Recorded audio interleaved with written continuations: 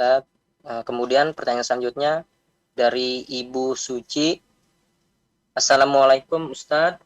Waalaikumsalam Afwan, warahmatullahi izin wabarakatuh. bertanya, kalau saya tidak menyukai seseorang atau sesuatu dan saya tidak mengungkapkannya, tidak saya ungkapkan lewat lisan, hanya simpan di dalam hati, apa itu baik atau akan menyebabkan penyakit hati? Jazakallah khair Ustaz. Masya Allah, barakallah fikum. Iya, ahibati fillah.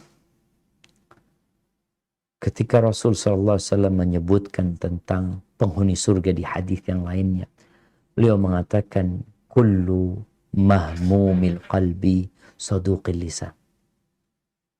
Yang masuk surga itu setiap orang yang mahmumul qalb. Mahmum hatinya.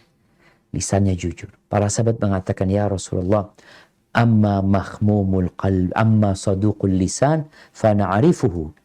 Kalau orang yang lisannya jujur, kita tahu. Ini ditanya tentang manusia yang paling baik, manusia yang paling indah. Maka jawab Nabi SAW tadi, kullu mahmumil qalb. Orang yang hatinya mahmum dan lisannya jujur. Mereka bertanya, ya Rasulullah, kalau mahmumul qalbi itu apa artinya? Kata Nabi SAW, huwa taqiyun naqi. Dia adalah orang yang bertakwa, yang bersih.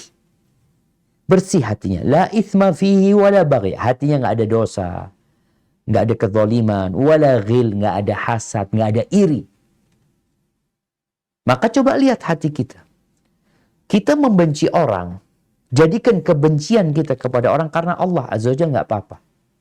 Tapi kalau kebencian itu karena urusan pribadi, karena urusan dunia, Nabi SAW mengatakan, la tahasadu wa la tabaghadu. Kalian jangan jadi saling hasud, jangan saling membenci, wa kunu ibadallah ikhwana. Jadilah hamba-hamba Allah yang bersaudara. Maka itu akan jadi penyakit di hati, kebencian tersebut. Tapi kalau kita membenci seseorang karena Allah, maka akan jadi obat buat hati kita. Kenapa?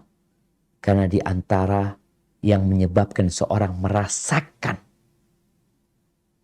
indahnya keimanan adalah dia mencintai seseorang karena Allah dan membenci karena Allah. Berpisah karena Allah. Bukan karena urusan dunia. Maka kalau engkau melihat ada saudaramu yang melakukan kesalahan kepadamu, yang membuat hatimu sakit, bisa jadi dia nggak tahu berbuat salah. Maafkan dia.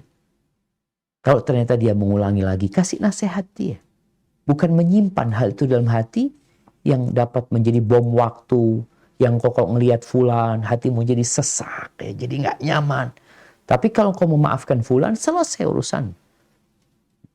Dan semua melakukan kesalahan, kita tahu bahwasanya kita pun tiap hari berdoa, astagfirullah, astagfirullah, astagfirullah.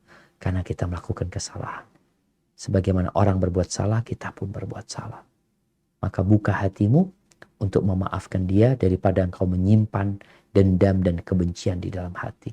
Kecuali kebencian yang karena Allah Azza wa Jalla.